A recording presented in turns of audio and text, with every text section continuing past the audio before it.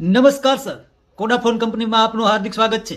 હું આપની શું સેવા કરી શકું સર? ટાઈટ બહુ છે, ગોદરું ઓઢાડી જા. અરે સર એમ નહીં, તમારા મોબાઈલમાં શું તકલીફ છે એ કયો. સાહેબ યુટ્યુબ માં સકેડ્યું ફરે છે, કાંઈ આવતું નથી સાહેબ. ઉપર જુઓ, ટાવર છે? ના સાહેબ, ઉપર પંખો છે એ ફરતો નથી, હમો કરાવવો પડે એમ છે, પણ શિયાળો છે ને એટલે આપણે કાંઈ કરાવવું નથી, તકલીફ નથી કાંઈ, પછી કરાવી લેવું.